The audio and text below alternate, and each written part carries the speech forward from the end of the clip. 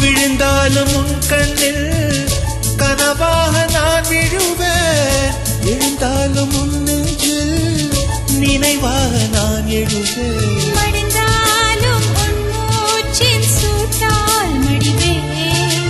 பிறந்தாலும் உன்னையே தான் மீண்டும் சேர்வேன். இனி உன் மூச்சை கடன் வாங்கி நான் வாழுவேன்.